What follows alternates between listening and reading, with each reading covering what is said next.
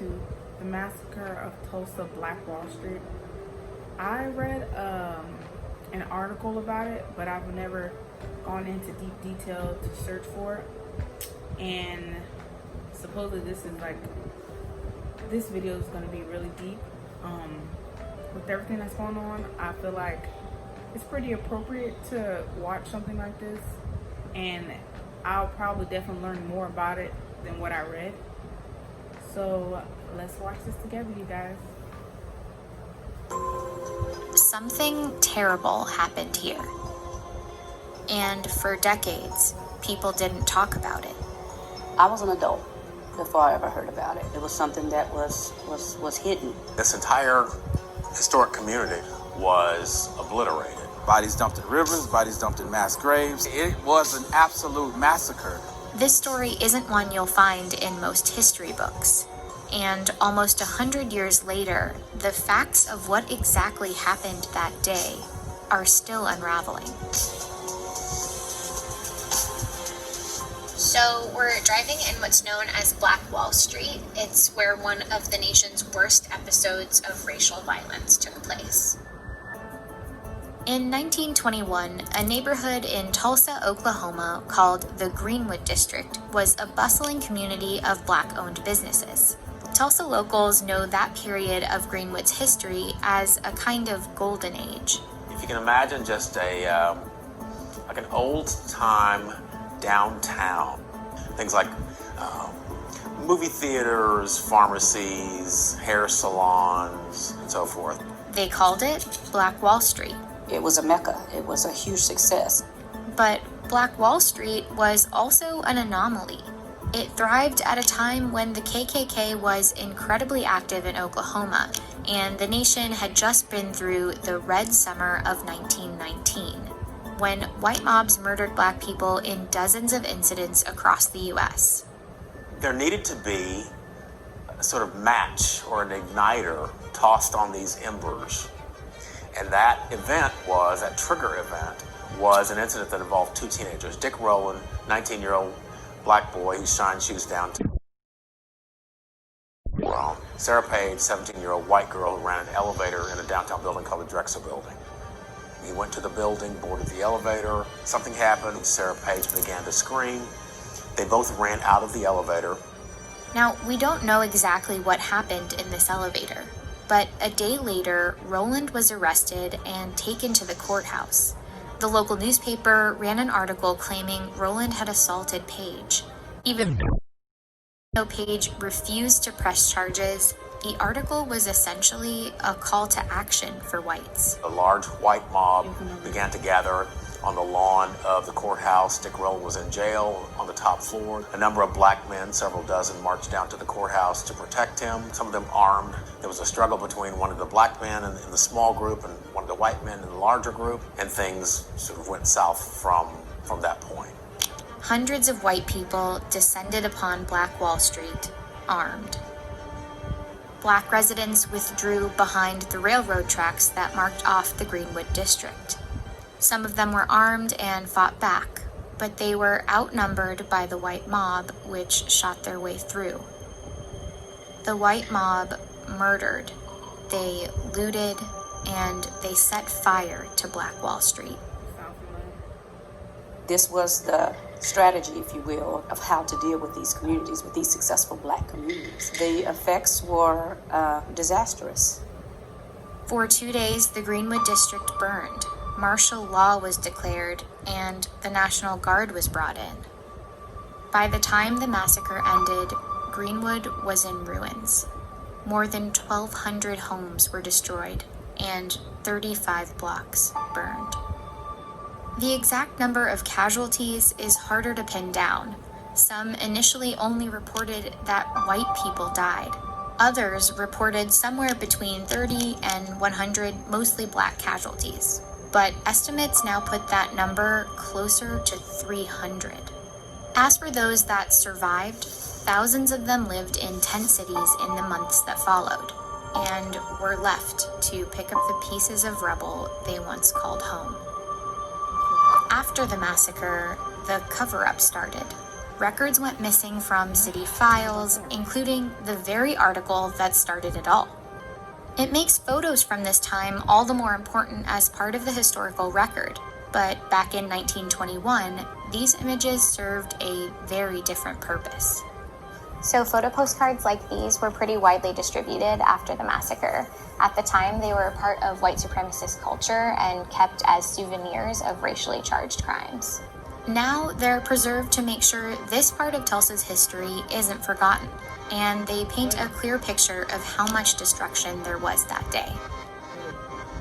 On the postcards, it's called the Tulsa Race Riot,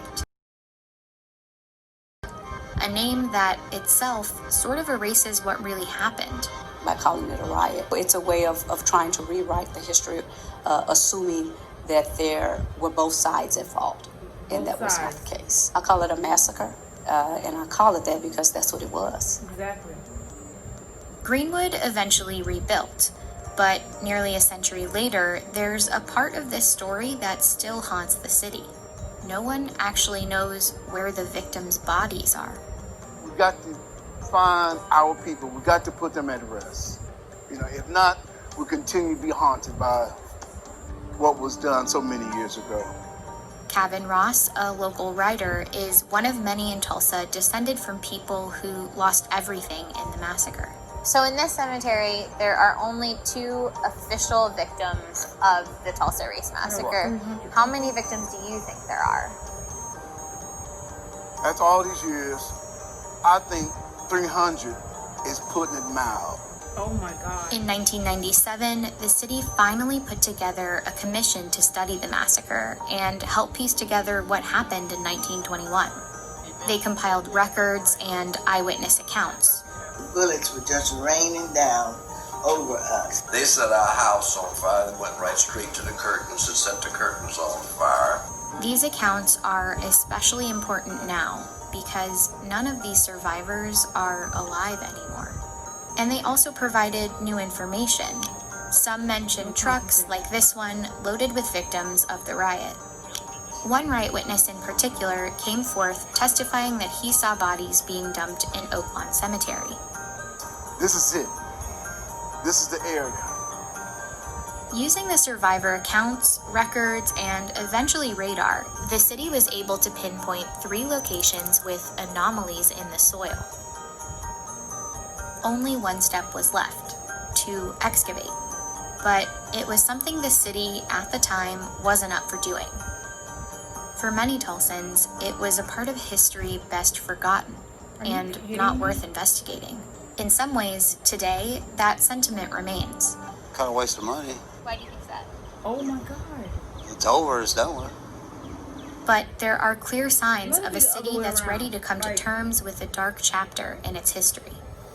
Honestly, that's a lot of missing people that probably had families. We owe it to the people whose blood has actually fertilized the grounds of this place. There was a tremendous amount of racism. Injustice plus time does not equal justice. Exactly. Today, a new mayor is reopening the investigation. I think a pretty basic compact that a city makes with its citizens is, if somebody murders you, we will do everything we can to find out what happened to you and give your family closure. And whether you were murdered yesterday or you were murdered 98 years ago. The city will be looking into the 3 areas that the commission noted. That process of finding out what lies beneath Tulsa and DNA matching any remains with descendants could take years. That's time you just gotta put in. The investigation is just one part of a bigger historical reckoning, but the reality is it can't undo the crimes or the cover-up of the 1921 Tulsa Race Massacre. This story is the greatest conspiracy of silence that I've ever seen in history.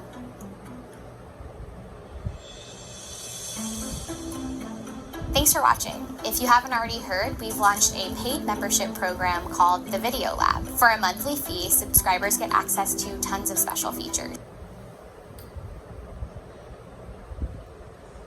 So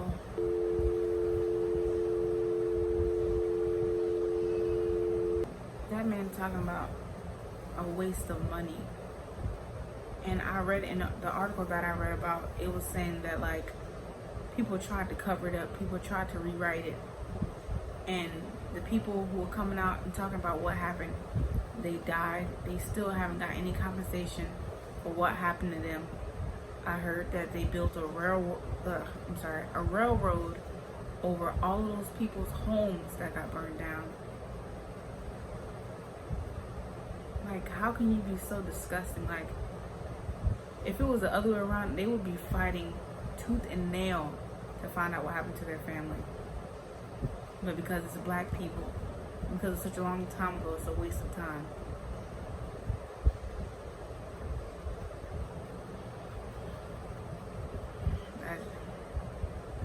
And people still don't know what happened to this day, but they know about other things. Like, not even a lot of people even know about the Tulsa Massacre.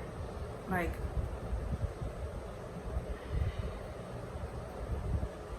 how can you cover up something that is so tragic and so ugly and so disgustingly racist? They made it seem like it was both sides. You know what that sounds like? Our president. I think there's blame on both sides. You look at both sides. I think there's blame on both sides, and I have no doubt about it. There were bad people on both sides. Like, come on.